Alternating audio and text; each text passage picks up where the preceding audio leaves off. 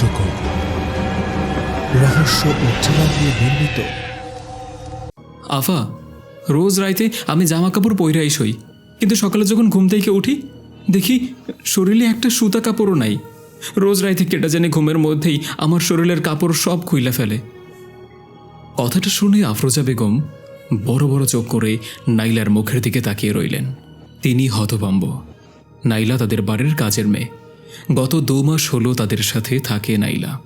এর আগেও একবার নাইলা 3-4 দিন ধরে আফরোজা বেগমের পেছন পেছন ঘুরেছে একটা কথা বলবে বলে। আফরোজা বেগম যখনই জানতে চান কি বলবি, নাইলা কিছুক্ষণ আমতা আমতা করে কিছু না বলেই চলে যায়। একবার মহাবিরক্ত হয়ে আফরোজা বেগম বললেন, কি বলতে চাস সোজাসাটা বল, এভাবে যদি বলতে না পারিস তাহলে আমার কাছে আর কখনো আসবি না। নাইলা আমতমতো করেই বলল, আফা, আমার একটা মোবাইল লাগবে, গ্রামে কথা বলা লাগে, ফাহাদ ভাইরে কল দিতে বললেই খ্যাচ খ্যাচ করে। এই সামান্য একটা কথা বলতে এত বনিতা করায় বেশ বিরক্ত হয়েছিলেন আফরোজা বেগম। অবশ্য পরে তাকে কথা বলার জন্য একটা মোবাইল কিনে দেওয়া হয়। এবারেও 3-4 দিন ধরে একটা কথা বলার জন্য আফরোজা বেগমের পিছন পিছন ঘুরছিল নাইলা। কিন্তু প্রতিবারেই কিছুক্ষণ আমতামতা করে কোনো কিছু না বলেই চলে যায় সে। আফরোজা বেগম ভাবলেন, এইবারও হয়তো আগের বারের মতো তুচ্ছ কোনো বিষয় নিয়েই কথা বলতে চাচ্ছে নাইলা, আর সেজন্য তার পিছু পিছু ঘুরছে। কিন্তু নাইলার কাছ থেকে এই ধরনের একটা কথা শোনার জন্য তিনি মোটেও মানসিকভাবে প্রস্তুত ছিলেন না। নাইলা গত 2 মাস ধরে এই বাড়িতে কাজ করছে, রাতে এখানেই থাকছে। এর মধ্যে তার কোনো খারাপ আচরণ আফরোজা বেগমের চোখে পড়েনি। মেয়েটা একটু বোকা, তবে সহজ সরল। তার এক বিশ্বস্ত বান্ধবীর আশ্বস্ততায় মেয়েটাকে গ্রাম থেকে আনা হয়। এই বাড়িতে সবার আগে ঘুম থেকে উঠে নাইলাই। আর সে কি বলছে, সে যখন ঘুম থেকে উঠে তখন তার গায়ে জামা কাপড় থাকে না। মেয়েটাকে দেখে মনে হচ্ছে না যে সে মিথ্যা কথা বলছে, বা এই ধরনের একটা মিথ্যা কথা মেয়েটা বলবেই বা কেন। কথাটা শুনে আফরোজা বেগম এতটাই হতভম্ব হয়ে গিয়েছিলেন যে কখন তার হাত থেকে পানির গ্লাসটা মেঝেতে পড়ে টুকরো টুকরো হয়ে পানি চারদিকে ছড়িয়ে পড়েছে তা তিনি খেয়ালই করেননি। নাইলা দ্রুত একটা বেলচা, ঝাড়ু আর তোয়ালে এনে মেঝেটা পরিষ্কার করে ঘর থেকে বেরিয়ে গেল। এর কিছুই আফরোজা বেগমের চোখে পড়ল না। নাইলা যেই জায়গাটিতে দাঁড়িয়ে কথাটা বলেছিল, তিনি এখনও সেই দিকে হতভম্ব বিহব্বল দৃষ্টিতে তাকিয়ে রয়েছেন। কিন্তু নাইলা চলে গিয়েছে সেই কখনই। কেউ এই ঘরে এই মুহূর্তে প্রবেশ করলে ভাববে আফরোজা বেগম কোনো অদৃশ্য মানুষের দিকে চেয়ে রয়েছেন, যেই মানুষটাকে তিনি ছাড়া আর কেউই দেখতে পান না। আফরোজা বেগমের মাথায় এখন অনেক প্রশ্ন। ঘটনাটা যদি সত্যি হয় তাহলে তার পরিবারে একটা বড় বিপদ আসতে চলেছে। এই বাড়িতে কে এমন আছে যার চরিত্রের অধপতন ঘটছে? এই কথাটা যদি লোকজন জানাজানি হয় তাহলে তাদের মান সম্মান বলে আর কিছুই অবশিষ্ট থাকবে না। এই বাড়িতে পুরুষ আছে মাত্র 2 জন, আফরোজা বেগমের স্বামী আব্দুর রাজ্জাক আর তাদের একমাত্র পুত্র ফাহাদ। রাজ্জাকের বয়স প্রায় 45। সে মোটেই অতিরিক্ত কামুক স্বভাবের পুরুষ নয় যে মাত্র 18 বছর বয়সের একটা কাজের মেয়ের উপর এইভাবে খারাপ নজর দিয়ে খারাপ কাজ করতে যাবে। তাছাড়া আফরোজা বেগমের বয়স 36 হলেও তার যৌবন এখনও ফুরিয়ে যায়নি। আর আছে ফাহাদ, ওর বয়স 16 পেরিয়ে 17তে পড়েছে। এবছরই কলেজে ভর্তি হয়েছে। সে অনসব ছেলেদের মতো না, বেশ শান্ত, নম্র আর সৎ প্রকৃতির। সে এই ধরনের কোনো কাজ করতে পারে তা আফরোজা বেগমের ধারণার বাইরে। অবশ্য তার নতুন কলেজ বন্ধুবান্ধবের সম্পর্কে তেমন কিছুই জানেন না তিনি। ছেলেদের এই বয়সটা বড়ই ভয়ঙ্কর। নানান অধপতন ঘটতে পারে এই বয়সের খারাপ সঙ্গ পেয়ে। অনেকেই এই বয়সে প্রচণ্ড কামুক হয়ে ধর্ষণের মতো ভয়ঙ্কর অপরাধকে স্বাভাবিক যৌনকাঙ্ক্ষা ভাবে। ফাহাদ কি কলেজে খারাপ সঙ্গে পড়েছে নাকি? ভাবনার দুনিয়া থেকে বেরিয়ে আসেন আফরোজা বেগম। লক্ষ্য করলেন ঘরে কেউ নেই। তিনি এতক্ষণ নিজের স্বামী আর ছেলেকে নিয়ে এসব কী ভাবছিলেন, এটা ভেবে তিনি বেশ লজ্জা পেয়ে গেলেন। হয়তো একদিন ঘুমের ঘোরেই কাপড় খুলে গিয়েছিল নাইলার। আর যে কোনো কথাই বাড়িয়ে বলার অভ্যাস আছে নাইলার, তাই হয়তো এসব আজে বাজে কথা বলছে তাকে। শুধু শুধু মেয়েটার কথা গুরুত্বের সঙ্গে নিয়ে এতক্ষণ বিভ্রান্ত হচ্ছিলেন তিনি। আফরোজা বেগম দ্রুত বিছানা থেকে নেমে নাইলার কাছে গেলেন। নাইলা বাথরুমে জামা কাপড় ধুচ্ছিল। তিনি গিয়েই ধমকের সুরে বললেন, দেখ নাইলা, তুই আমার কাছে এই ধরনের আজগুবি কথাবার্তা আর কোনো দিন বলবি না। আরেকবার যদি এই ধরনের কথা শুনি না, তোকে কিন্তু সোজা গ্রামের বাড়িতে পাঠিয়ে দিয়ে আসব। নাইলা কথাটা শুনে মাথা তুলে কয়েক মুহূর্ত স্বাভাবিকভাবে আফরোজা বেগমের মুখের দিকে চেয়ে রইল। পরক্ষণেই আবার কাপড় ধোয়ায় ব্যস্ত হয়ে পড়ল। আফরোজা বেগম আবার তার ঘরে ফিরে এলেন। প্রথমে নাইলার বলা কথাটা তিনি যতটা গুরুত্বের সঙ্গে নিয়েছিলেন, এখন ততটাই তুচ্ছ বলে মনে হচ্ছে। সকালবেলা হাতে নেওয়া একটা অর্ধসমাপ্ত বই আবার পড়া শুরু করলেন। ফাহাদ আর তার স্বামী বেশিরভাগ সময়ই বাড়ির বাইরে থাকেন। বাড়ির কাজ সব নাইলাই করে, তাই নিঃসঙ্গতা দূর করতে থ্রিলার উপন্যাস পড়ার একটা অভ্যাস করেছেন তিনি। ভালোভাবেই কেটে যায় তার সময়। দুপুর হতেই ফাহাদ কলেজ থেকে বাড়িতে ফিরে আসে। রোজকার মতো রাতে রাজ্জাক সাহেবও বাড়িতে ফিরলেন। আফরোজা বেগমের দিন বাকি ৮-১০টা দিনের মতোই কাটল। রাত ১১টা বাজতেই ঘুমিয়ে পড়লেন। তার অভ্যাস মতো তিনি প্রতি রাতেই ঘুম থেকে ৩ থেকে ৪ বার বাথরুমে যেতে জাগতে হয় তাকে। কিন্তু কিছুদিন যাবৎ এক ঘুমে তার রাত পার করে দিয়ে সকালে উঠছেন তিনি। কিন্তু আজ ব্যতিক্রম হলো। শেষ রাতে তার ঘুম ভেঙে গেল। বাথরুমে যাওয়ার জন্য তিনি বিছানা থেকে নামলেন। রাজ্জাক সাহেব ঘুমাচ্ছেন বিছানায়। বাথরুমে যাবেন এমন সময় নাইলার কথা মনে পড়ল আফরোজা বেগমের। নাইলা কি অদ্ভুত কথাই না বলেছিল সকালবেলায়। আদৌ কি কথাটা সত্য হওয়ার সম্ভাবনা আছে? ঘড়িতে এখন 4টা 15 বাজে। এখনও ফজরের আজান দেয়নি। তিনি কি যেন ভেবে ধীরে ধীরে রান্নাঘরের দিকে এগিয়ে গেলেন। সেখানে নাইলা ঘুমায়। রান্নাঘর পুরোপুরি অন্ধকার। আলোর সুইচটা রান্নাঘরের বাইরে, তাই তিনি আলো জ্বালিয়ে রান্নাঘরে উকি দিতেই পুরো স্তম্ভিত হয়ে গেলেন। নাইলা সম্পূর্ণ নগ্ন হয়ে মেঝেতে শুয়ে রয়েছে। ঘটনার আকস্মিকতায় আফরোজা বেগম দ্রুত আবার আলোটা নিভিয়ে দিলেন। তিনি ভুল দেখলেন কিনা এটা নিশ্চিত হবার জন্য আবার আলো জ্বেলে রান্নাঘরে উকি দিলেন। না, তিনি ভুল দেখেননি। নাইলার সালোয়ার কামিজ ওড়না তার মাথার কাছে গুলটি করে রাখা। কেউ যেন এই কাজটা করেছে তা ভালো মতোই বোঝা যাচ্ছে।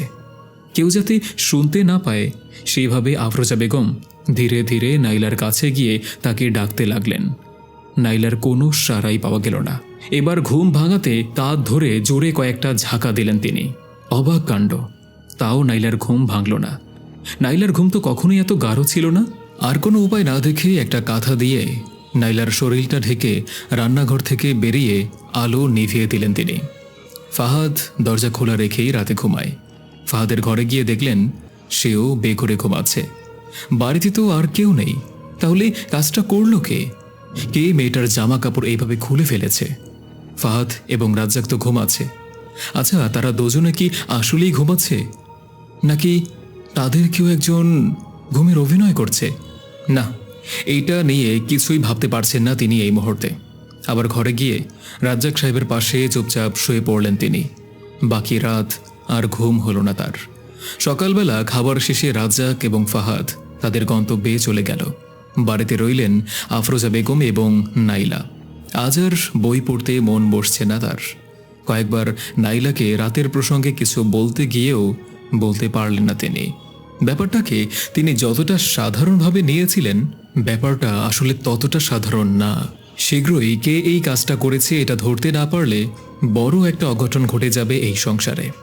তিনি সিদ্ধান্ত নিলেন আজ রাতে না ঘুমিয়ে ঘুমের অভিনয় করে নাইলাকে পাহারা দিবেন তিনি। রাত জাগবেন বলে দিনে একটু ঘুমিয়ে নিতে চাইলেন, কিন্তু ঘুম আসলো না কিছুতেই। রাত 12টা হতেই সবাই ঘুমিয়ে পড়ল। আফরোজা বেগম শুধু ঘুমের অভিনয় করে চোখ বন্ধ করে রইলেন। বেশ কয়েক ঘন্টা তিনি নির্ঘুমে কাটিয়ে দিলেন এইভাবে। কিন্তু হঠাৎ তার চোখ লেগে এলো। যখন ঘুম ভাঙল আঁতকে উঠলেন তিনি। ঘড়িতে দেখলেন রাত 4টার কিছু বেশি। রাজ্জাক ঘুমাচ্ছে। অনেকটা সময় চলে গিয়েছে। তিনি দ্রুত উঠে রান্নাঘরে গেলেন। সেই একই দৃশ্য। নাইলার গায়ে জামা কাপড় নেই। তিনি কিছুই বুঝতে পারছেন না ঘুমের সুযোগে রাজ্জাক এসেছিল নাকি ফাহাদ। নাইলাকে বেশ ভালো করেই ডাকলেন আজও, কিন্তু উঠল না সে, যেন অজ্ঞান হয়ে আছে। এটা আরও বেশি আশ্চর্যের লাগছে তার কাছে। থ্রিলার উপন্যাস পড়তে পড়তে একটা জিনিস বুঝেছেন আফরোজা বেগম, যে কোনো বড় রহস্য সমাধান করতে ছোট ছোট ক্লু ধরেই এগোতে হয়। আফরোজা বেগমের চোখ গেল ঘুমন্ত নাইলার মাথার কাছে একটা কাচের জগে। এই জগটা থেকে নাইলা পানি খায়। হতে পারে এই জগটাতে কেউ ঘুমের ঔষধ মিশিয়ে দেয় রোজ, যার ফলে রাতে নাইলা আর জাগে না। আর এই সুযোগেই ধস্তাধস্তি ছাড়া কেউ তার সাথে খারাপ কিছু করতে চায়? ছি ছি, এসব কি ভাবছেন তিনি? না, এমনটা হতেও পারে। না হলে এত ডাকার পরেও নাইলা উঠবে না কেন? নানান চিন্তা ঘুরপাক খেতে থাকে আফরোজা বেগমের মাথায়। অবশেষে একটা বোতল এনে জগ থেকে কিছু পানি ঢেলে নিলেন তাতে। তারপর নাইলার গায়ে কাঁথা মরিয়ে আবার নিজের ঘরে চলে এলেন। পরের দিন সকাল 9টা। ফাহাদ কলেজে এবং রাজ্জাক সাহেব অফিসে চলে গিয়েছেন। নাইলাকে একা বাড়িতে রেখেই আফরোজা বেগম গেলেন তার এক পরিচিত বান্ধবীর ল্যাবে। বান্ধবীর নাম ফারহানা। তিনি ফরেন্সিক ডক্টর। তার কাছে সেই পানির বোতলটা দিয়ে তিনি পরীক্ষা করতে বললেন, এর ভিতরে ঘুমের ঔষধ মেশানো আছে কিনা তা জানার জন্য। ফারহানা কৌতূহল হয়ে জানতে চাইল এই পানি সে পেল কোথায়, আর পরীক্ষাই বা করতে চাইছে কেন। আফরোজা বেগম মিথ্যা কথা বললেন। তিনি বললেন তার এক বান্ধবী এইটা পরীক্ষা করতে দিয়েছেন, সে তার নাম গোপন রাখতে চায়। ফারহানা আর তাকে ঘাটালেন না, বললেন বোতলটা রেখে যেতে, পরে পরীক্ষা করে তাকে কল করে এই বিষয় সম্পর্কে জানাবেন। আফরোজা বেগম বাড়ি চলে এলেন। বিকেল গড়িয়ে সন্ধ্যা হয়ে গেল। ফারহানাকে তিনি কয়েকবার কল দিলেন, কিন্তু সে ধরল না। তিনি এবার কিছুটা স্বাভাবিকভাবে ঘটনার ব্যাপারে চিন্তা করছেন। তিনি কি শুধু শুধু তার আপন ছেলে আর স্বামীকে সন্দেহ করছেন? ফাহাদ বা রাজ্জাক কেউ যদি এটা জানতে পারে, তাহলে তাদের কাছে তিনি কতটা ছোট হয়ে যাবেন। এটাও তো হতে পারে নাইলারই কোনো বড় সমস্যা রয়েছে, তাদের না। নাইলা বেশ রূপবতী না হলেও তার চেহারা তেমন খারাপ না। হতে পারে কোনো খারাপ জিন তার উপর আচর করেছে, সেই এসে ঘুমন্ত অবস্থায় নাইলার সঙ্গে খারাপ কিছু করতে চায়। বা নাইলার কোনো মানসিক রোগ রয়েছে, যাতে সে নিজে নিজেই রাতে তার জামা কাপড় খুলে ফেলে, অথচ তার মনে থাকে না। আসলেই তো এমন কিছু তো হতে পারে। এইটা এতক্ষণ তার মাথায় আসেনি কেন? তিনি শুধু শুধু ফাহাদ আর রাজ্জাককে সন্দেহ করছেন। আফরোজা বেগম এবার কিছুটা স্বস্তির নিঃশ্বাস নিলেন। কিন্তু এমন সময় হঠাৎ তার মোবাইলে ফারহানার নাম্বার থেকে একটা কল আসলো। আফরোজা বেগম দ্রুত কলটা ধরলেন। ফারহানা যা বলল তা শুনে আফরোজা বেগম পুরোই স্তম্ভিত হয়ে গেলেন।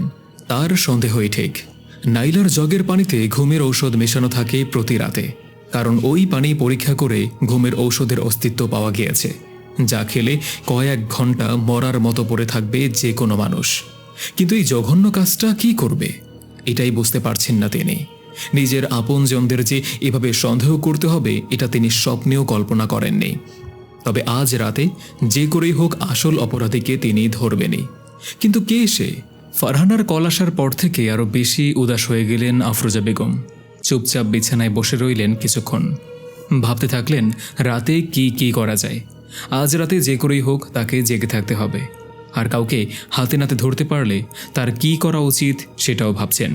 আফরোজা বেগম জানেন না অতীন্দ্রিয় ক্ষমতা বলে কিছু আছে কিনা, কিন্তু তার মনে হয় মাঝে মধ্যে তিনি এই ক্ষমতার অধিকারী হয়ে যান। এই বাড়িতে তার আপন কেউ এলে তিনি আগে থেকেই কি করে যেন টের পেয়ে যান। যেমন এই মুহূর্তে তার মনে হচ্ছে তার ছোট ভাই রাহাত আজ তাদের এখানে আসবে। রাহাতেরই হয়তো অতীন্দ্রিয় ক্ষমতা বেশি রয়েছে। যখনই তিনি কোনো বিপদে পড়েন, কোত্থেকে রাহাতই তখন এই বাড়িতে চলে আসে প্রথমে। হয়তো এই কারণেই তার মনে হচ্ছে এই বিপদে রাহাত এসে পড়বে এখানে। এইসব ভাবতে ভাবতেই কলিং বেলটা বেজে উঠল।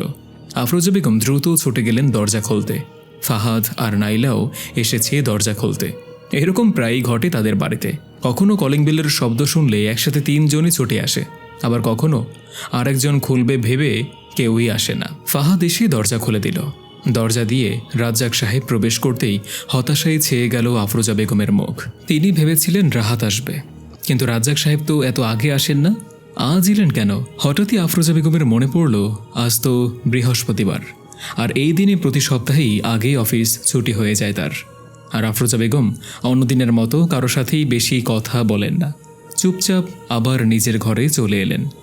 রাজ্জাক সাহেব গোসল করতে গেলেন। ঠিক 15 মিনিট পর আবার কলিং বেলটা বেজে উঠল। তিনি মূর্তির মতো বিছানাতেই বসে রইলেন। বাইরের ঘর থেকে ফাহাদের আনন্দ উল্লাস শুনে একটু নড়ে বসলেন। তারপর ঘরের বাইরে গিয়ে দেখলেন সত্যি সত্যি রাহাত এসেছে, আর তার সঙ্গেই হাসি ঠাট্টা করছে ফাহাদ। আনন্দে আফরোজা বেগমের মনটাও ভরে গেল। রাহাত আফরোজা বেগমকে দেখেই আপা বলেই চেঁচিয়ে উঠে এসে জড়িয়ে ধরল তাকে। তিনি রাহাতের একটু খোঁজখবর নিলেন। তারপর ফাহাদ আর রাহাত আবার কথা বলতে বলতে ফাহাদের ঘরে চলে গেল। রাহাত ঢাকার বাইরের একটা পাবলিক বিশ্ববিদ্যালয়ে পদার্থের ছাত্র। কি একটা ঝামেলা নাকি চলছে সেখানে, তাই তাদের ছুটি দিয়ে দিয়েছে। আর এই ফাঁকেই সে এসেছে তার আপার বাড়িতে। রাত 9টা বেজে গেল। তারা চারজনেই খাবার টেবিলে খাওয়া শেষ করল। নাইলা আলাদা পরে খাবার খায়। খাওয়া শেষে রাজ্জাক সাহেব তার ঘরে চলে গেলেন। রাহাতকে নিয়ে ফাহাদ তার ঘরে গেল। আফরোজা বেগম বুঝলেন রাহাত আর ফাহাদের আজ সারা রাতেও গল্প করা শেষ হবে না, কিন্তু এই বারের ঘটনা যত দ্রুত সম্ভব তাকে বলা উচিত। তাই নাইলাকে দিয়ে রাহাতকে ডেকে পাঠালেন তিনি। নাইলা যখন রাহাতকে ডেকে আনলো ততক্ষণে আফরোজা বেগম বাড়ির ছাদে চলে এসেছেন।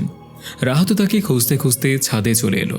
আফরোজা বেগমকে দাঁড়িয়ে থাকতে দেখে রসিকতার সুরেই সে বলল, আপা, আসার পর থেকেই দেখছি তুমি আমাকে কিছু একটা বলার জন্য ছটফট করছো। অনেকটা জার্নি করে এসেছি, আজ তোমার সাংসারিক জীবনের সিরিয়াস মার্কা কাহিনী শুনতে পারবো না, কাল সময় করে শুনবো নে। আফরোজা বেগম বেশ রাগান্বিত কণ্ঠেই বললেন, চুপ কর, চুপচাপ চেয়ারটাতে বসে পড়, বেশি কথা বলবি না। ছাদেই সবসময় দুটো চেয়ার পাতা থাকে। রাহাত অনিচ্ছা সত্ত্বেও একটা চেয়ার টেনে নিয়ে বসল সেখানে। আফরোজা বেগম একবার সিঁড়ির কাছে গিয়ে উকি দিয়ে দেখে আসলেন কেউ আছে কিনা এখানে।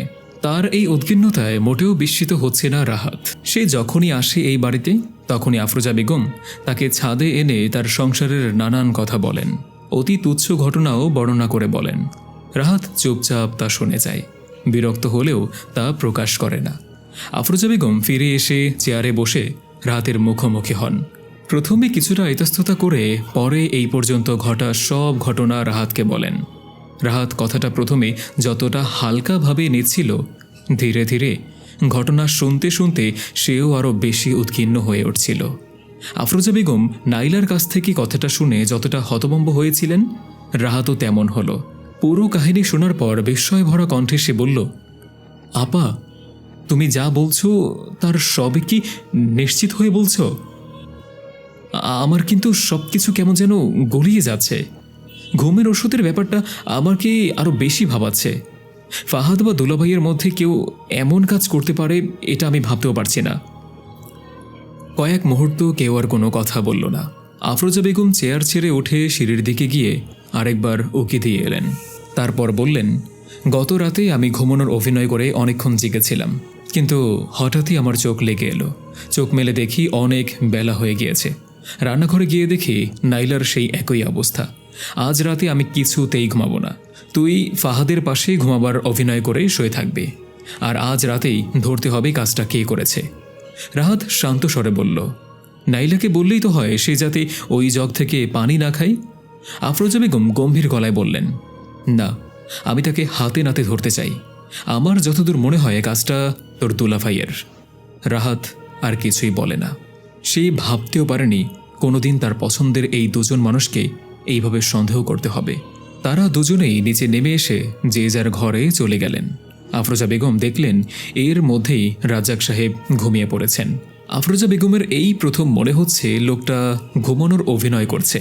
তিনি ঘুমিয়ে পড়লেই তার আসল রূপ দেখাতে শুরু করবেন লোকটা। তার দিকে ঘুরেই ঘুমানোর অভিনয় করে শুয়ে পড়লেন আফরোজা বেগম। বেশ খানিকক্ষণ জেগে রইলেন তিনি। এরপরেই গত রাতের মতো চোখ বুজে এলো তার। চোখ খুলে বুঝতে পারলেন অনেকটা সময় চলে গিয়েছে। আজও যা হওয়ার তা হয়ে গিয়েছে। রাজ্জাক সাহেবকে বিছানাতে ঘুমন্ত অবস্থাতে রেখেই রান্নাঘরে গেলেন তিনি। সেই গত রাতের ঘটনারই পুনরাবৃত্তি ঘটেছে। নাইলার একই অবস্থা। হতাশা আর বিষণ্ণতায় ছেয়ে গেল আফরোজা বেগমের মুখ। হঠাৎ তার মনে পড়ল সে না হয় ঘুমিয়ে পড়েছিল। রাহাত তো জেগে আছে, তাকে ডাকা যাক। সে যদি বলে ফাহাদ রাত্রে বিছানা থেকে ওঠেনি, তাহলে নিশ্চিত হওয়া যাবে কাজটা রাজ্জাক সাহেবই করেছে। তখন রাজ্জাক সাহেবকে একটু চেপে ধরতেই সব সত্য বলতে বাধ্য হবেন তিনি। আফরোজা বেগম ধীরে ধীরে ফাহাদের ঘরের দিকে ঢুকে আস্তে আস্তে রাহাতকে ডাকতে লাগলেন, কিন্তু সেও ঘুমিয়ে পড়েছে। তার ডাকে সাড়া দিচ্ছে না। এবার আফরোজা বেগমের মেজাজ গেল বিগড়ে। তিনি হিতাহিত জ্ঞান হারিয়ে ফাহাদকে পরোয়া না করেই জোরে জোরে রাহাতকে ডাকতে লাগলেন, কিন্তু রাহাত উঠল না, মরার মতো পড়ে আছে। অথচ শ্বাস তো চলছে তার। এত জোরে শব্দ করে ডাকায় ফাহাদেরও ঘুম ভেঙে যাওয়ার কথা। সেও ঘুমাচ্ছে।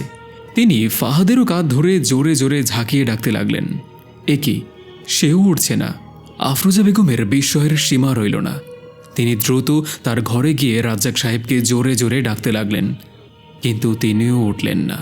এরা সবাই যেন বেঁচেও এখন মরা। আফরোজা বেগম ধপাস করে মেঝেতে বসে পড়লেন। তার মাথায় কিছুই ঢুকছে না। বাসায় হচ্ছেটা কি এসব? তিনি এখন পাগল হয়ে যাবেন। এই বাড়িতে এত রাতে তিনি এখন পুরাই নিঃসঙ্গতা অনুভব করছেন। একটা অজানা ভয় তাকে চেপে ধরেছে। তিনি চারদিকে তাকাতেই এক অচেনা ভয় হিম হতে শুরু করল তার শরীর। তিনি ভয়ে ভয়ে চোখ বন্ধ করে বিছানায় উঠে রাজ্জাক সাহেবকে জড়িয়ে ধরে শুয়ে পড়লেন। সকাল সকালই তার ঘুম ভাঙল। রাজ্জাক সাহেব তখনও ঘুমাচ্ছেন। রাতের পুরো ঘটনাটা তার মনে পড়ল। তিনি বিছানা থেকে নেমে দেখলেন কারো ঘুম ভেঙেছে কিনা। সবাই এখনও ঘুমাচ্ছে।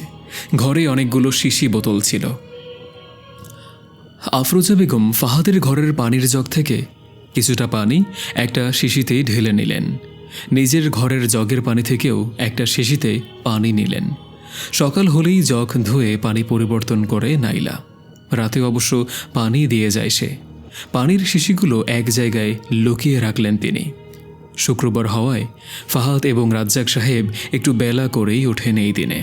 আফরোজা বেগম সকাল থেকেই উদাস হয়ে ছাদে বসে রইলেন। সকালের ঠান্ডা বাতাসও তার মনকে ঠান্ডা করতে পারছে না। হঠাৎই দেখলেন ছাদে রাহাত উঠে এসেছে। রাহাত ছাদে উঠেই আফরোজা বেগমের সামনে এসে অনুতাপের সুরে বলল, সরি আপা, রাতে ঘুমিয়ে পড়েছিলাম। জার্নি করে আসায় শরীরটা মনে হয় একটু বেশি ক্লান্ত ছিল। অনেক কষ্ট করেও চোখটা খোলা রাখতে পারলাম না। আফরোজা বেগম কি বলবেন ঠিক বুঝে উঠতে পারছেন না। চুপচাপ দুজনেই কিছুক্ষণ বসে রইলেন। তারপর মাথাটা রাহাতের দিকে একটু ঝুঁকিয়ে বললেন, ফারহানা নামের আমার এক কলেজের বান্ধবী আছে, তুই চিন্তিস মনে হয়। ও এখন একজন ফরেন্সিক ডক্টর। আজ সবাই বাসায় থাকবে, তাই আমার বাসা থেকে যাওয়া উচিত হবে না। আমি কল দিয়ে সব কিছু বলে দেব ওকে। তোকে আমি ওর ঠিকানাও দিয়ে দিচ্ছি। তুই 11টার দিকে 2টা শিশি নিয়ে তার কাছে যাবি। দেরি হলেও ওখানেই বসে জেনে আসবি শিশির পানিতে ঘুমের ঔষধ মেশানো আছে কিনা। রাহাত পুরো বিস্মিত হয়ে বড় বড় চোখ করে আফরোজা বেগমের মুখের দিকে চেয়ে রইল। সেই কিছুই বুঝতে পারছে না। আফরোজা বেগম গত রাতের পুরো ঘটনাটা রাহাতকে খুলে বললেন। রাহাত উৎকণ্ঠিত হয়ে বলল, তুমি সন্দেহ করছো ঘুমের ওষুধ শুধু নাইলার জগের পানিতে নয়? তুমি সন্দেহ করছো ঘুমের ঔষধ শুধু নাইলার জগের পানিতে মেশানো থাকে না, সব জগেই মেশানো থাকে। কিন্তু সবাই ঘুমিয়ে থাকলে কাজটা করে কে? জীবনের প্রথম এমন জটিলতা রাহাত বা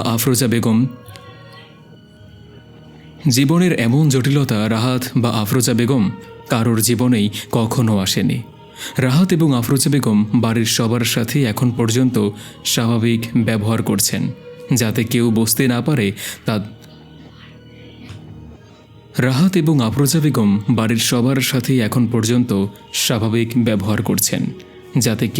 না পারে তাদেরকে যে তারা সন্দেহ করছে।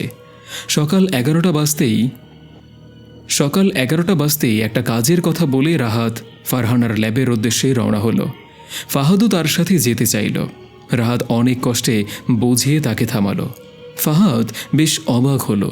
মামা কখনো তার সাথে এমন ব্যবহার করে না। রাজ্জাক সাহেবও আফরোজা বেগমের ব্যবহারে কিছুটা অবাক হলেন। প্রতি শুক্রবারে তিনি ফ্রি থাকেন, আর এই দিনে আফরোজা বেগমের সাথে নানান বিষয়ে কথা বলেন তিনি। কখনো আবার বাড়ির বাইরে একটু বেরিয়েও আসেন, কিন্তু আজ যেন আফরোজা বেগম তাকে এড়িয়ে চলছে। দুপুর 2টা পর্যন্ত রাহাতের জন্য অপেক্ষা করলেন আফরোজা বেগম। রাজ্জাক এবং ফাহাদের সঙ্গে খাবারও খেলেন না তিনি। সারাক্ষণ ছটফট করতে লাগলেন। দুপুর 3টে নাগাদ রাহাত ফ্যাকাশে মুখ করেই বাড়ির ভেতরে ঢুকল। তার হাতে একটা শপিং ব্যাগ, ফাহাদের জন্য একটা পাঞ্জাবি তাতে। ফাহাদকে দেখেই মুখে একরাশ হাসি ফুটিয়ে তার দিকে ব্যাগটা এগিয়ে দিল। ফাহাদ অনেক খুশি হলো। তাহলে মামা এর জন্য বাইরে গিয়েছিলেন? ফাহাদ পাঞ্জাবি নিয়ে তার ঘরে চলে গেল। আফরোজা বেগম রাহাতকে নিয়ে আবারও ছাদে গেলেন। রাহাতের কথা শুনে তিনি দীর্ঘশ্বাস ফেললেন। তার ধারণাই ঠিক হয়েছে। ফাহাদের ঘরের পানি এবং তার ঘরের পানিতেও ঘুমের ঔষধ মেশানো ছিল। আফরোজা বেগম ধপাস করে চেয়ারে বসে পড়লেন, চোখ বন্ধ করে তলিয়ে গেলেন চিন্তার সাগরে। এই বাড়ির কেউ তো একজন তার সাথে খেলা খেলছে, যাকে তিনি ধরতে পারছেন না। এই বাড়ির সবারই অভ্যাস ঘুমানোর আগে পানি খাওয়া। রাতে ঘুম থেকে জেগেও এরা পানি খায়। কেবল আফরোজা বেগমই বারবারে বাথরুমে যাওয়ার ভয়ে রাতে পানি খান না। তাই বাড়ির সবাই ঘুমের ঔষধ মিশ্রিত পানি খেয়ে ঘুমিয়ে থাকলেও তিনি জেগেছিলেন। কিন্তু বাড়ির সবাই যদি ঘুমিয়ে থাকে, তাহলে নাইলার এই অবস্থাটা করেটাকে? আর পানিতে ঘুমের ঔষধটাই বা কে মেশায়? না, কিছুতেই তার হিসাব মিলছেই না। বাড়ির যে কোনো একজন তাহলে তার সাথে ছলনা করছে এবং ঘুমের অভিনয় করছে। আফরোজা বেগম ভালো করেই বুঝতে পারছেন যে এই কাজটা করছে তাকে তিনি ধরতে পারবেন না, আবার না নিশ্চিত হয়ে কাউকে এই বিষয়ে জিজ্ঞেস করতেও পারবেন না। তিনি যে নাইলার সাথে ঘটা ঘটনাটা আন্দাজ করতে পারছেন, এটা তাদের বোঝাতে হবে। যার মনে পাপ আছে সে এতেই সতর্ক হয়ে যাবে। তার নাম না হয় নাই জানলেন তিনি, হয়তো এতে নিজেকে শুধরেও নিতে পারে অপরাধে। আফরোজা বেগম অনেকটা উদাস কণ্ঠেই রাহাতকে বললেন, আর কিছুই করার নেই আমাদের। নাইলাকে তার গ্রামের বাড়ি পাঠিয়ে দেব, কিন্তু এখন কদিন ও আমার সাথে একই ঘরে ঘুমাবে, আর তোর দুলাভাই ফাহাদ আর তুই আর এক ঘরে। রাহাত কিছুই বলল না। বিকেল গড়িয়ে সন্ধ্যা পেরিয়ে রাত এলো। তারা সকলে একসাথে রাতের খাবার শেষ করলেন। খাবার শেষে আফরোজা বেগম গম্ভীর কণ্ঠে ঘোষণা দিলেন, এখন থেকে আমি আর নাইলা একই ঘরে ঘুমাবো।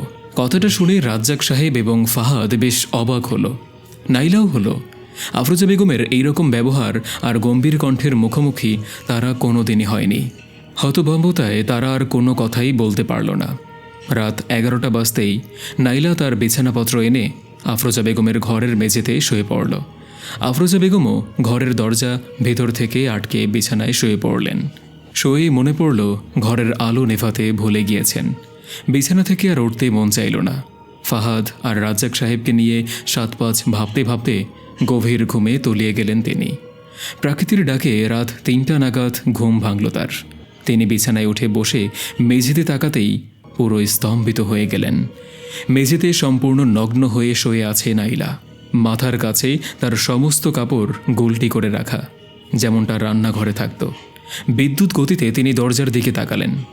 না, দরজা ভেতর থেকেই আটকানো। তাহলে ঘরে কি তারা ছাড়া আর কেউ রয়েছে, নাকি এটা অলৌকিক কিছুর কাজ? কিন্তু ঘটনাটা যদি অলৌকিক হতো, তাহলে অলৌকিকের তো পানিতে ঘুমের ঔষধ মেশানোর কোনো প্রয়োজন ছিল না।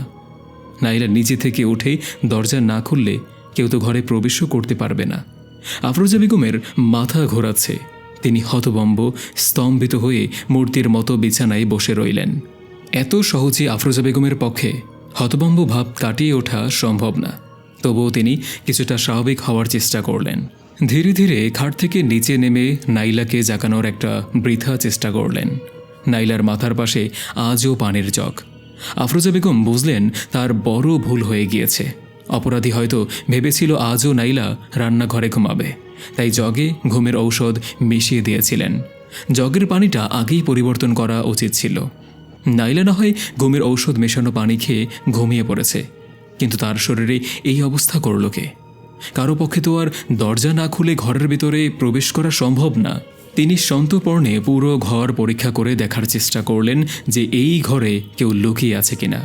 প্রথমে ভয়ে ভয়ে খাটের নিচে উকি দিলেন, কিন্তু কাউকেই সে দেখতে পেলেন না। এইভাবে পুরো ঘর খুঁজেও কাউকে না পেয়ে হতাশ হয়ে যান তিনি। এরপর নাইলার উপর কাঁথা জড়িয়ে দরজা খুলে উপস্থিত হন ফাহাদের ঘরে। ফাহাদ, রাহাত, রাজ্জাক সাহেব বেঘরে ঘুমাচ্ছে। আফরোজা বেগমের মাথায় এখনও কিছুই ঢুকছে না। তিনি একবার ভাবলেন রাহাতকে ডাকবেন, পরে আর ডাকলেন না। চুপচাপ নিজের ঘরে গিয়ে দরজাটা ভেতর থেকে আটকে দিলেন। এক ধ্যানে অনেকক্ষণ নাইলার মুখের দিকে তাকিয়ে রইলেন তিনি। বোঝার চেষ্টা করলেন, আচ্ছা, এই মেয়েটা তার সাথে কোনো খেলা খেলছে না তো? কিন্তু এইটুকু একটা বাচ্চা মেয়ের এর পিছনে উদ্দেশ্যটাও বা কী থাকতে পারে? আর সেদিন ধমক দেওয়ার পর থেকে সকালে নিজেকে নগ্ন পাওয়ার ব্যাপারেও আর কোনো কথাই বলেনি নাইলা। সারাদিন স্বাভাবিকভাবেই থাকে সে, যেন ঘটনাতে সে অভ্যস্ত হয়ে গিয়েছে। এই রহস্যের শেষ কোথায় জানা নেই তার। তাকে শান্ত রাখার জন্য মস্তিষ্ক মনে হয় ঘুমানোর জন্য বারবার অ্যালার্ম করছে। হাই তুলতে তুলতে বালিশে মাথা লাগালেন আফরোজা বেগম। অন্যদিন এত চিন্তার মধ্যে সহজে তার ঘুম আসত না। আজ ঘুমিয়ে পড়লেন দ্রুতই। আফরোজা বেগম যখন ঘুম থেকে উঠলেন তখন ঘড়িতে সকাল 10টা বেজে গিয়েছে। তিনি দ্রুত বিছানা থেকে নিচে নামলেন। এত বেলা হয়ে গিয়েছে অথচ তাকে কেউই ডাকল না কেন? ঘরের দরজা খোলা। নাইলা তো অনেকক্ষণ আগেই উঠে চলে গিয়েছে মনে হয়। রাজ্জাক সাহেবও হয়তো অনেকক্ষণ আগেই অফিসে চলে গিয়েছেন, আর ফাহাদ কলেজে। আফরোজা বেগম এখন আর রাজ্জাক সাহেব বা ফাহাদকে সন্দেহ করছেন না। তিনি আন্দাজ করতে পারছেন ঘটনাটা অন্য কিছুর প্রভাবেই ঘটছে, যদিও অন্য কিছুটা কি সেটা তিনি বুঝতে পারছেন না। ঘর থেকে বেরিয়ে দেখলেন রাহাত খাবার টেবিলে। তার পাশের চেয়ারে রাজ্জাক সাহেবকে দেখে আফরোজা বেগম একটু অবাক হলেন। ওনার তো এখন অফিসে থাকার কথা। আফরোজা বেগমকে দেখে রাজ্জাক সাহেব বেশ ফুরফুরে কণ্ঠেই বললেন, শুভ সকাল। ঘুম কেমন হলো তোমার? আফরোজা বেগম ঘটনার আকস্মিকতায় কোনো উত্তরই দিতে পারলেন না। রাহাতের ডাকে খাবার টেবিলে এসে বসলেন। আফরোজা বেগম আর কোনো কথাই বললেন না। চুপচাপ তিনজনেই খাবার শেষ করলেন। খাবার শেষ করে আফরোজা বেগম যেই উঠেছে, নাইলা কোত্থেকে ছুটে এসে তাকে জড়িয়ে ধরে কাঁদতে আরম্ভ করল। নাইলাকে তিনি ছুটানোর চেষ্টা করলেন, কিন্তু সে শক্ত করে তাকে জড়িয়ে ধরে ফুপিয়ে ফুপিয়ে কাঁদছে। আফরোজা বেগম কিছুই বুঝতে পারছেন না। মেয়েটার কান্না তাকেও স্পর্শ করল। নিজের অজান্তেই তার চোখ বেয়েও পানি পড়তে লাগল। পর মুহূর্তেই রাজ্জাক সাহেব একটা ব্যাগ হাতে তাদের সামনে এসে দাঁড়ালো। এই ব্যাগটা আফরোজা বেগমের চেনা। এই ব্যাগটা সঙ্গে করেই নাইলা এই বাড়িতে পা রেখেছিল। রাজ্জাক সাহেব আফরোজা বেগমের দিকে শান্ত দৃষ্টিতে তাকিয়ে বললেন, ওকে গ্রামের বাড়ি দিয়ে আসছে। এই বলেই তিনি ব্যাগ হাতে ধীর পায়ে বাড়ি থেকে বেরিয়ে পড়লেন। নাইলাও চোখ মুছতে মুছতে তার পিছু পিছু হাঁটতে আরম্ভ করল। আফরোজা বেগমের হতভম্ব ভাব কিছুতেই কাটছে না। তার মনে হচ্ছে বাড়ির লোকগুলো ইচ্ছে করেই তাকে বড় কোনো মানসিক চাপ দিচ্ছে। রাজ্জাক সাহেব এবং নাইলা চলে যাওয়ার পর রাহাত বাড়ির বড় দরজাটা ভেতর থেকেই আটকে দিল। এখন বাড়িতে শুধু আফরোজা বেগম এবং রাহাত। রাহাত আফরোজা বেগমকে একটা চেয়ারে শান্ত হয়ে বসতে বলে এবং তিনি চেয়ারে ঠেকে বসলেন। কিন্তু তার উদ্বিগ্ন আর বিস্মিত চেহারা দেখে স্পষ্ট বোঝা যাচ্ছে তিনি শান্ত নেই। তার মনটা উথাল পাতাল করছে। রাহাত একটা চেয়ার এনে আফরোজা বেগমের মুখোমুখি বসল। মাথা একটু ঝুঁকিয়ে বলতে আরম্ভ করল, দেখো আপা, তুমি আমাকে ভুল বোঝো না। মাথাটা একটু শান্ত রাখার চেষ্টা করো। আমার সমস্ত কথা মনোযোগ দিয়ে শোনো, তাহলেই সব রহস্যের সমাধান পাবে তুমি। তোমার মনে আর কোনো প্রশ্ন থাকবে না। তুমি আমাকে যখন নাইলা সম্পর্কে ওই রাতে অদ্ভুত কথাগুলো বলেছিলে, তোমার মতো আমিও প্রথমে দুলাভাইকে সন্দেহ করলাম। পরের দিন যখন তোমরা ঘরটাতে ছিলে না, আমি ভাবলাম ঘরটার একটা তল্লাশি নেওয়া উচিত। ঘুমের ঔষধ কোথায় আছে এটা জানতে পারলে দুলাভাইকে ধরা সহজ হতো। ঘর তল্লাশি করতে করতে তোমাদের খাটের নিচেই একটা কাপড়ের ট্যাঙ্ক দেখতে পাই। এত পুরনো একটা ট্যাঙ্ক এখানে দেখে বেশ অবাক হলাম। ট্যাঙ্কটাতে তালা ছিল না। খুলে যা দেখলাম তাতে আরও অবাক হলাম। কয়েকটা মরা পাখি, বাদুর, ইঁদুর এবং মাথার খুলি, হাড় সহ একটা প্রেত সাধনার পুরনো আমলের বই। তখনই বুঝতে পারলাম এই বাড়িতে কেউ প্রেত সাধনা করে প্রেত সাধক হয়েছে, আর প্রেত সাধকের নানান পাপ কাজ করতে হয়। তাই এটা বুঝতে বাকি রইল না, যেই প্রেত সাধনা করে সেই প্রেতকে খুশি করতেই নাইলার পানিতে ঘুমের ঔষধ মিশিয়ে রোজ রাতে তার সাথে খারাপ কাজটা করে।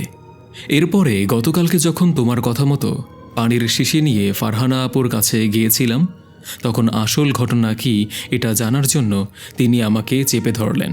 আমি কিছুতেই বললাম না আসল ঘটনা, তোমার মতো বানিয়ে একটা গল্প বলে দিলাম। কিন্তু তিনি মনে হয় বিশ্বাস করলেন না। এরপর তিনি যে কথা বললেন তা শুনে আমি পুরোই স্তম্ভিত হয়ে গেলাম। তিনি বললেন, তোমরা ভাই বোন আমার থেকে কিছু একটা লোক আছো, বুঝতে পারছি। না বলতে চাইলে সমস্যা নেই, কিন্তু গতবার আফরোজা যখন আমার এখানে আসলো তাকে বেশ অস্বাভাবিক লাগলো। সে এর আগে একবার আমার কাছ থেকে এসে অনেকগুলো ঘুমের ঔষধ নিয়ে গিয়েছিল। বলেছিল রাতে নাকি তার ঘুম আসে না। ঘুমের ঔষধগুলো বেশ কড়া, এগুলো কাউকে দেওয়া একদম বেআইনি। একটা খেলে 3-4 ঘন্টা মরার মতো পড়ে থাকবে। আমি তাকে এক পাতা ঔষধ দিয়েছিলাম, আর সে অনেকটা জোর করেই পুরো প্যাকেটটাই নিয়ে গেল। বান্ধবী বলে কোনো দোহাই শুনল না, তাও আমি তাকে সাবধান করে দিয়েছি। আবার কিছুদিন আগে এক বোতল পানি এনে জানতে চাইল ঘুমের ঔষধ মেশানো আছে কিনা। আমি দেখলাম আমার কাছ থেকে যে ঔষধ নিয়েছিল ওই ঔষধগুলোই মেশানো এখানে। এবার আবার তুমি পানির বোতল নিয়ে এসেছো। আফরোজা কি ঘুমের ঔষধ নিয়ে কোনো গবেষণা করছে নাকি? তার আচরণও অস্বাভাবিক, তার দিকে একটু নজর রেখো। একসাথে ওই ওষুধ অনেকগুলো খেলে মৃত্যু পর্যন্ত হতে পারে। আমার কাছেই ঘটনাটা অনেকটাই পরিষ্কার হলো তখন। আবার আমার মনে পড়ল তুমি বেশ কিছুদিন আগে প্রেত নিয়ে আমাকে নানান কিছু জিজ্ঞেস করেছিলে। আমি এইগুলো বিশ্বাস করি না বলে গুরুত্বের সঙ্গে নেইনি কথাগুলো, কিন্তু এখন বুঝতে পারছি সেই প্রেত সাধক আর কেউ না, তুমি নিজেই। তুমিই নাইলা সহ বাড়ির সবার পানির জগে ঘুমের ঔষধ মেশাতে, আর রাতেই রান্নাঘরে নাইলার ওই অবস্থা তুমিই করতে। অবশ্য উপরের এতটুকু কথার উপরে প্রমাণ হয় না যে তুমি আসলে রোজ রাতে কাজটা করতে, কিন্তু এতটুকু তথ্য তোমাকে সন্দেহ করার জন্য যথেষ্ট। তাই গতদিনে যখন তুমি বলেছিলে রাতে নাইলা তোমার সাথে ঘুমাবে, তখনই আমি ছকটা কষে ফেলেছিলাম। চার্জ দেওয়ার নাম করে তোমার ঘরে আমার ভিডিও ক্যামেরাটা অন করে রেখে এসেছিলাম, যেটা দিয়ে মোটামুটি পুরো ঘটনা স্পষ্ট বোঝা যায়। যদিও ক্যামেরার ওপর তেমন ভরসা ছিল না আমার, তাই নাইলাকে বলেছিলাম পানির জগটা সাথে করে নিয়ে গেলেও পানি খাবি না, ঘুমের অভিনয় করে সারা রাত জেগে থাকবি। ওর পানিতে যে ঘুমের ঔষধ থাকে এটা জেনে সে বেশ অবাক হয়, আর আমি যে তার এই ঘটনা জানি এটা শুনেও বেশ লজ্জাও পেয়ে যায় সে। যাই হোক, প্ল্যান মোতাবেক সব কিছুই হয়েছে। নাইলা সকালে কাঁদতে কাঁদতে রাতের ঘটনাটা আমাকে খুলে বলে। তুমি যে একটা ঘোরের মধ্যে থেকে কাজটা করো এটাও সে বুঝতে পেরেছে, আর দুঃখজনকভাবে অনাকাঙ্ক্ষিত এই ঘটনাটা ক্যামেরাতেও বন্দী হয়েছে, যাতে তোমার বিশ্বাস হয় ঘটনাটা। নাইলাকে টাকা দিয়েই বিদায় করা হচ্ছে। সে বুঝতে পারছে যে তুমি মানসিকভাবে অসুস্থ, সে এই ঘটনা কাউকেই বলবে না। রাহাতের কথাগুলো যেন আফরোজা বেগমের মাথার উপর দিয়ে গেল। তিনি বড় বড় চোখ আর হা করে রাহাতের মুখের দিকে বিস্ফোরিত দৃষ্টিতে চেয়ে রইলেন। রাহাত এক নাগারে কথা বলেই চলল, কিন্তু একটা প্রশ্ন আছে এতে। তুমি যদি এই কাজগুলো করে থাকো তাহলে তুমি এই কাজগুলোর কথা স্বীকার না করে উল্টো প্রথম থেকে এই কাজগুলোর জন্য অন্য কাউকে সন্দেহ করছো কেন? তার মানে কি তুমি সবার সাথে ছলনা করে আসছিলে এতদিন? ইচ্ছে করেই আমাকে বিভ্রান্ত করেছিলে? আমি তোমায় বিশ্বাস করি আপা, এবং আমার মনে হচ্ছে না তুমি আমাকে ইচ্ছে করেই বিভ্রান্ত করছো। তোমার এতে কোনো দোষ নেই। তোমার এই কাজগুলো নিজে করে নিজেই ভুলে যাওয়ার পেছনে দুটো ব্যাখ্যা দাঁড় করানো যায়। প্রথম ব্যাখ্যাটাকে অপব্যাখ্যাই বলা যায়। ব্যক্তিগতভাবে আমি এটা বিশ্বাস করি না। ব্যাখ্যাটা হলো তোমার প্রেত সাধনাটা সফল হয়েছিল। সত্যি সত্যি তোমার আহ্বানে একটা প্রেত এই বাড়িতে চলে এসেছিল, যে তোমার শরীরে ভর করে, কিন্তু তুমি কিছুই জানতে পারোনি। সেই প্রেতটাই তোমাকে অনেকটা সময় নিয়ন্ত্রণ করত। তার প্রভাবেই তুমি নাইলার সাথে এই জঘন্য কাজ করতে, আর সে যখন তোমাকে নিয়ন্ত্রণ করা বন্ধ করে দিত তখন তুমি স্বাভাবিক হয়ে যেতে, আর তখন নিজেরই করা কর্মকাণ্ডগুলো ভুলে যেতে। কিন্তু তোমার চারপাশ তা মনে রাখত, আর তোমার কাছে সেগুলোই রহস্যজনক মনে হতো। যেহেতু আমি অলৌকিকতা বিশ্বাস করি না, তাই এই ব্যাখ্যাটা আমি গ্রহণ করতে পারছি না। ফাহাদ এই বিষয়ে কিছুই জানে না, সে জানবেও না। গতরাতে তোমার ওই ব্যবহারের পর দুলাভাই বেশ উৎক্ষিপ্ত হয়ে যায়। তাকে আমি আলাদা ঘরে নিয়ে পুরো ঘটনাটা খুলে বলি। তিনিও অবাক হন এবং তারও ধারণা হয় তুমি মানসিকভাবে অসুস্থ। তুমি হয়তো ডাক্তার রহমতকে চেনো, দুলাভাইয়ের বন্ধু হয়। তিনি তো সাইকিয়াট্রিস্ট। তাকে ফোনেই দুলাভাই সকালবেলা পুরো ঘটনা খুলে বলেন। তিনি একটা ব্যাখ্যা দাঁড় করিয়েছেন এর মধ্যে। এই ব্যাখ্যাটা গ্রহণযোগ্য আমার কাছে। আসলে তুমি সবার মাঝে থেকেও এক ধরনের নিঃসঙ্গতায় ভুগছিলে।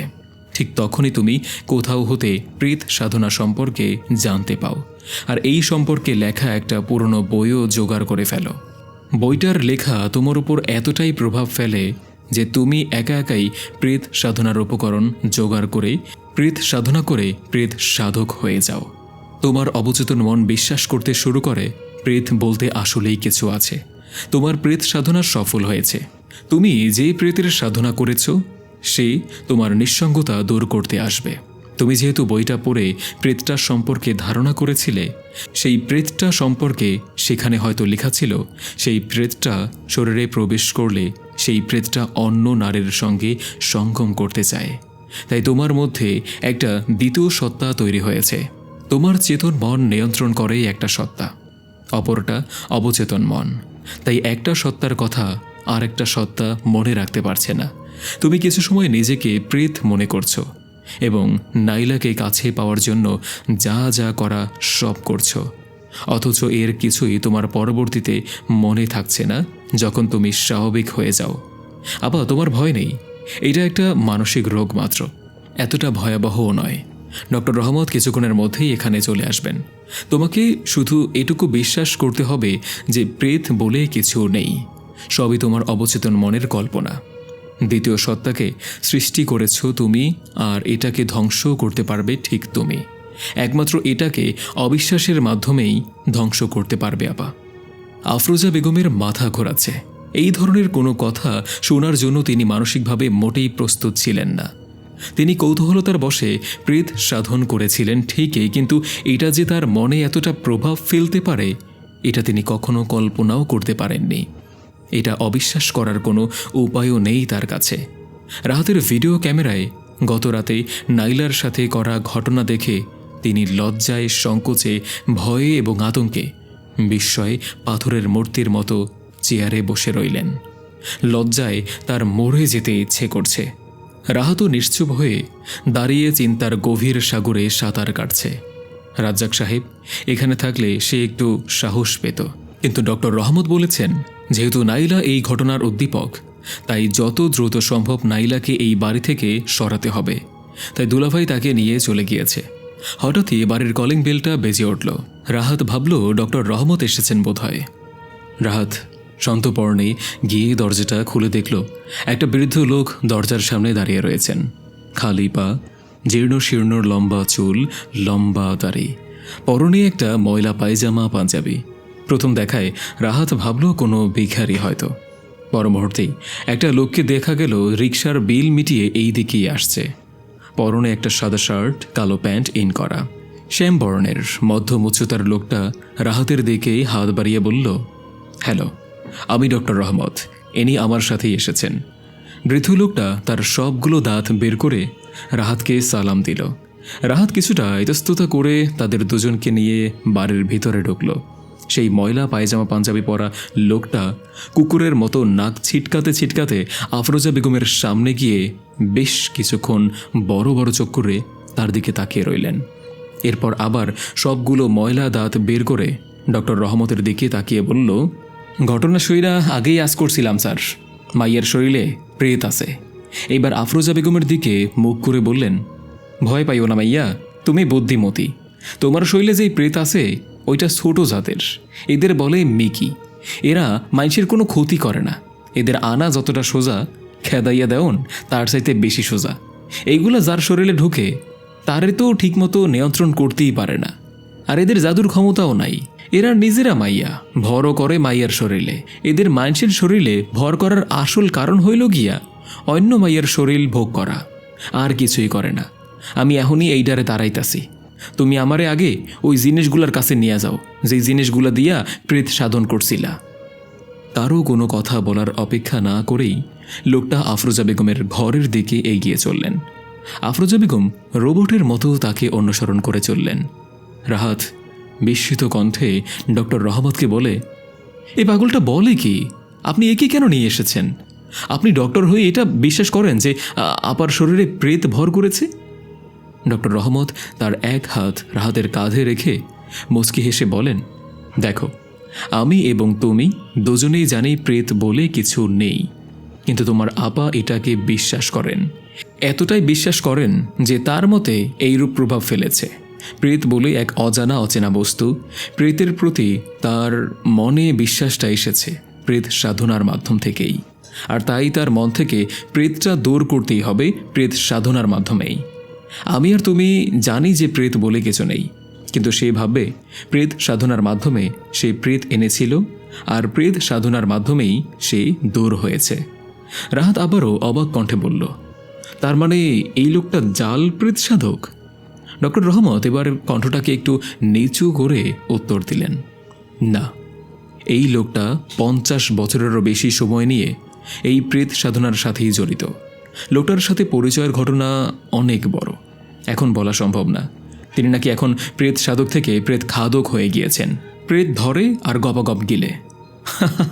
ধাপ্পাবাজ। এই পরিস্থিতিতে ঠাট্টা মোটেও পছন্দ হয়নি রাহাতের। এদিকে রাহাত এবং ডক্টর রহমত তাদের পিছু পিছু আফরোজা বেগমের ঘরে ঢুকলেন। খাটের নিচ থেকে ওই ট্যাঙ্কটা বের করলেন লোকটা। একটা একটা উপকরণ মেঝেতে সাজিয়ে রাখলেন ট্যাঙ্ক খুলে। লোকটাকে দেখে তেমন পড়ালেখা জানে বলে মনে হয় না, তবুও সেই প্রেত সাধনার বইটার দিকে লোভাতুর দৃষ্টিতে কয়েক পলক তাকিয়ে রইলেন তিনি। এরপর বইটা নিজের ঝুলির মধ্যে ভরে দাঁত বের করে রাহাতের দিকে তাকিয়ে বললেন, এইটা সাবধানে নষ্ট করতে হইব, এইটা আমি পরে নষ্ট করব। এরপর আফরোজা বেগমকে মেঝেতে বসতে বললেন। আফরোজা বেগম বসলেন। আফরোজা বেগমের সামনে তিনি প্রেত সাধনার সময় যেই উপকরণ ব্যবহার করেছিলেন তা সাজিয়ে রাখা। তিনি এক দৃষ্টিতে সেগুলো দেখতে লাগলেন। তার মাথা সত্যিই এলোমেলো হয়ে গিয়েছে। তাকে যা বলা হচ্ছে তিনি তাই করছেন। সাধক লোকটা তার ঝুলি থেকে একটা খালি কাচের বয়াম আর পানি ভর্তি একটা বোতল বের করলেন। সেই পানির কয়েকটা ফোঁটা আফরোজা বেগমের শরীরে ছিটিয়ে দিতেই আফরোজা বেগম ব্যথার আর্তনাদে চেঁচিয়ে উঠলেন, যেন এটা কোনো পানি না, ভয়ঙ্কর অ্যাসিড। ডক্টর রহমত রাহাতকে বিড়বিড় করে বলতে লাগলেন, মনের প্রভাব এবার শরীরে কাজ করছে। এরপর সাধক লোকটা তার ঝুলি থেকে কয়েকটা কাঠের টুকরো বের করে ঘরের ভিতরেই আগুন জ্বালালো। প্রেত সাধনার একটা একটা করে উপকরণ সেই আগুনে ফেলে পোড়াতে লাগলো। আর সব কিছু রাহাতের কেমন অসহ্য লাগছে। আকস্মিক লোকটা তার বোতলের অর্ধেক পানি আফরোজা বেগমের মাথায় ঢেলে তার ঝুলি থেকে এক মুঠো কি মাটি যেন বের করে মুঠো করে আফরোজা বেগমের কপালে ধরে রাখলেন। এবার আফরোজা বেগম বিকট আওয়াজ করে চেঁচিয়ে সাথে সাথেই মেঝেতে লুটিয়ে পড়লেন। রাহাত আর ডক্টর রহমতের সকল যুক্তিকে পেছনে ফেলে একটা অবয়বহীন কালো ছায়া ধোয়ার মতো আফরোজা বেগমের শরীর থেকে বেরিয়ে এসে খালি কৌটায় প্রবেশ করল। সাধক লোকটা সাথে সাথে বয়ামের মুখটা বন্ধ করে ফেললেন। সন্তপর্ণে দাঁড়িয়ে রাহাত এবং ডক্টর রহমতকে বললেন, এইডারে পরে এই পানি দিয়েই খায়া ফেলামো, সূর্য ডোবার আগে খাইয়া কোনো ফল নাই। এই বলে বয়ামটা তার ঝুলিতে ঢুকিয়ে ধীরে ধীরে বাড়ির বাইরের দিকে এগিয়ে চললেন। রাহাত বিস্ময় ভরা দৃষ্টিতে ডক্টর রহমতের মুখের দিকে তাকালো। ডক্টর রহমত কাঁপা কাঁপা কণ্ঠে বিড়বিড় করতে লাগলেন, এরা ভয়ঙ্কর দুরন্দর প্রকৃতির মানুষ। লোকটা আমাদের হ্যালুসিনেট করেছে। আমরা যা দেখলাম পুরোটাই হ্যালুসিনেশন।